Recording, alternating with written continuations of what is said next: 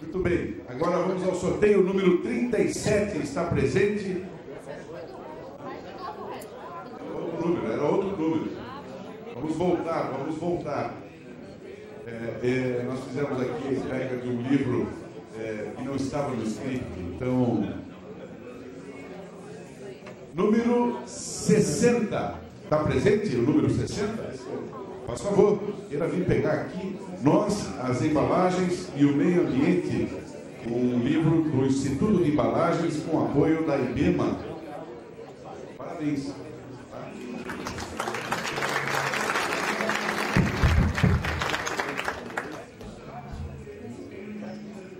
Também do Instituto de embalagens de papel cartão, papel e microondulado.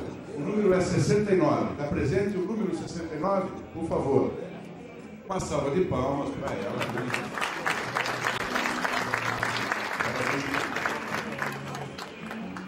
Amélia, de onde você é, Amélia? Gráfica Centenário. Parabéns pela Gráfica Centenário que está participando aqui no nosso encontro IBEMA. Muito bem. Vamos para o terceiro bloco, então. Terceiro bloco, né?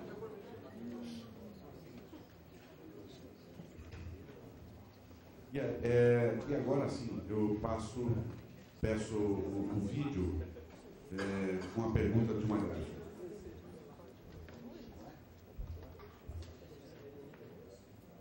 Qual é a referência de velocidade de impressão para considerar boa produtividade? É com você, Anderson. Eu acho que é mais com os marcos, eu dou a minha contribuição. Nem sempre a velocidade máxima é a mais adequada para todo o trabalho. Existem trabalhos que produzem melhor numa velocidade menor do que a máxima. Agora, é óbvio, sempre que possível, o gráfico deve procurar a máxima velocidade possível. As referências que a gente vê na literatura dizem que um equipamento ele deveria ser aproveitado em pelo menos 85% da sua velocidade nominal. Portanto, uma máquina que vira mecanicamente a 15 mil deveria produzir pelo menos, em média, 12 mil por hora, descontando aí as horas de manutenção, setups, etc. Mas eu acho que o Osmar tem muito mais condição de contribuir do que eu. Eu diria o seguinte, não vou falar velocidade, mas a eficiência, medida pelo conceito do AE, deveria ser maior do que os seus concorrentes. Porque, na verdade, eles são a sua referência. E esse é o grande perigo que eu acho que a gente vive hoje em dia. Porque existem empresas que estão buscando essa eficiência. E, como eu falei antes, eu falei do preço, nós temos um mercado com 20 mil gráficas. Dessas, uma boa parte é de embalagens. E a competição, ela se dá no dia a dia a cada pedido. O que acontece quando você compra uma máquina e obtém um ganho de eficiência, um ganho de custo? O que vocês fazem? Repassa para o preço, não é isso? Pode demorar um mês, 2 meses, 3 meses, mas quando a situação começa a ficar difícil, isso vai para o preço. Então, isso acontece em todo segmento onde a competição é grande. Todos os ganhos de eficiência são repassados ao preço. Nessa mesma viagem que eu citei, eu tive a oportunidade de ir numa loja de eletrônicos e do meu lado tinha uma oferta de uma TV dessas Sony Bravia de LCD 62 polegadas de LED. O preço era, eu lembro bem que eu guardei isso, era $1.360. 62 polegadas. E do lado tinha uma outra que era LCD, que era $100 mais barato. Então, se a gente olhar esses equipamentos há 10 anos, era um absurdo. Por quê? Porque todo ganho de eficiência foi repassado pela concorrência. A Samsung não quebrou, a LG não quebrou. Elas aprenderam a competir nesse novo nível de eficiência.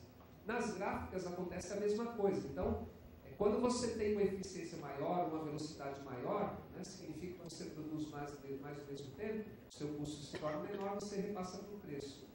Se o seu concorrente não conseguir fazer a mesma coisa, ele vai ter problema. Exceto o imposto sonegado. Esse guarda para subornar o fiscal. Senão você quebra. Eu quero dar uma contribuição, por exemplo, na prática, um outro fator que não é a velocidade de impressão, mas, por exemplo, parada para limpeza de folhas, de máquina, né, que é muito utilizada. A média que a gente vê, a prática normal aí, é entre 7.000 e 10.000 folhas para parada para limpeza. Por exemplo, é um indicador que a gente observa no mercado, mas é entre 7, porque depende muito do serviço, da característica, se já veio papel cortado, se é cortado a guilhotina, feito a guilhotinagem na própria gráfica também. Tem vários fatores. Em média, é considerado uma boa produtividade de 7.000 e 10.000 folhas por limpeza. Vamos lá? Osmar, nós temos aí uma pergunta para você. Vamos ver o que tem aqui. Como a internet pode ser um aliado na gestão de vendas e do atendimento ao cliente? Como a gente viveria hoje sem e-mail, sem o Google? É assim, a internet, ela faz parte do mundo dos negócios, né? E a gente tem que aprender a lidar com essa realidade. Isso não tem escapatória. Qual o cliente hoje que não manda o arquivo para imprimir pelo FTP? Né? Todos eles. Né?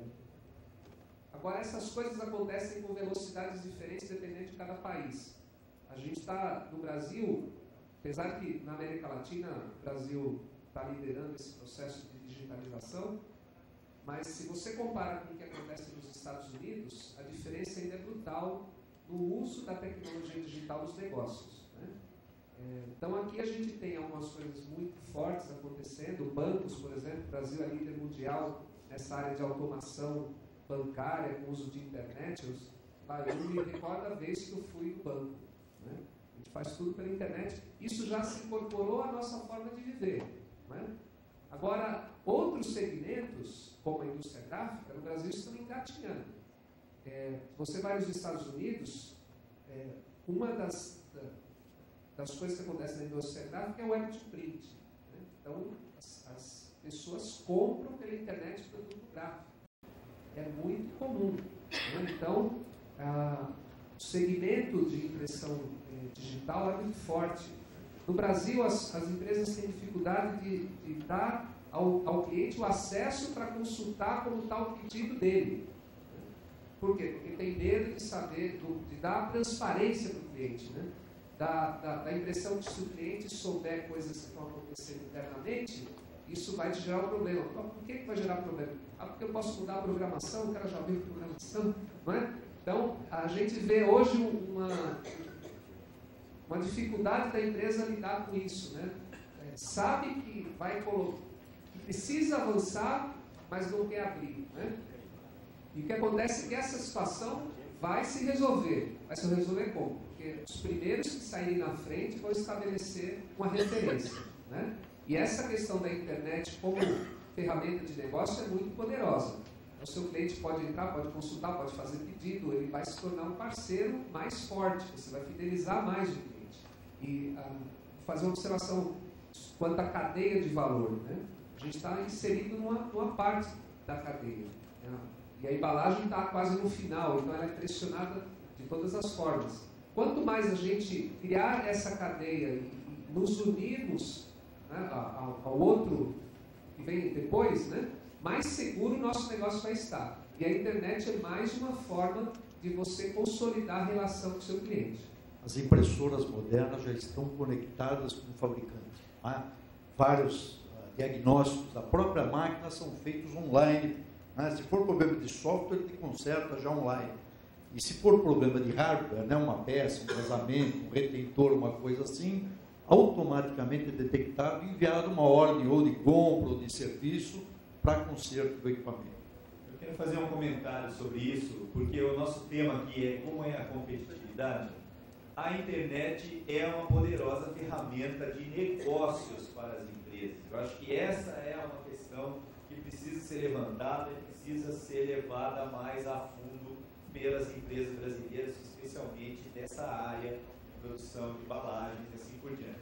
Eu tenho um aluno na faculdade que tem uma indústria de embalagem.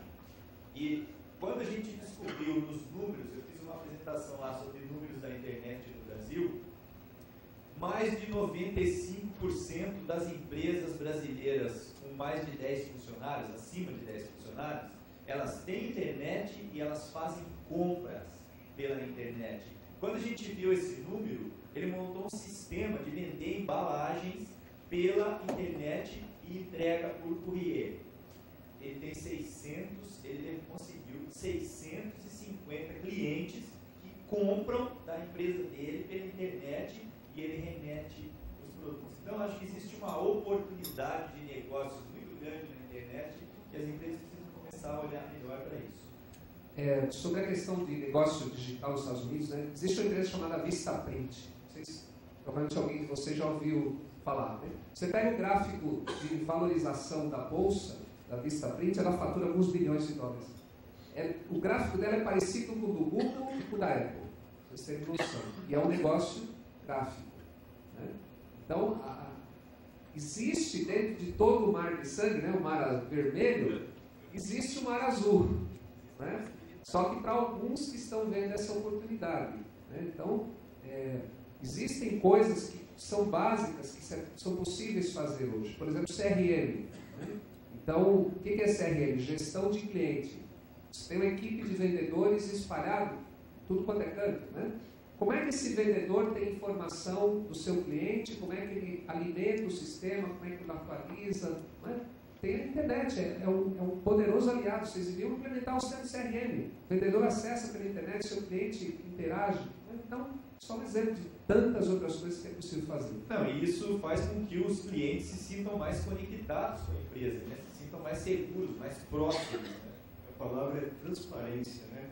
Cada vez mais tem transparência e se desenvolve uma confiança maior junto com o que o parceiro leva para frente.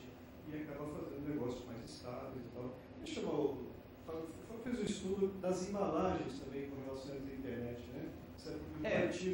Isso também é uma oportunidade, né? Porque nós temos que fazer de tudo. Acho que todas as empresas hoje no Brasil precisam lutar para sair fora dessa ditadura do custo, que é uma realidade que toda empresa tem que lidar. Né? A gente sabe das dificuldades que as empresas passam e da pressão que elas vêm sofrendo na questão de custo. Mas a gente tem que trabalhar as alternativas porque a vida continua, né?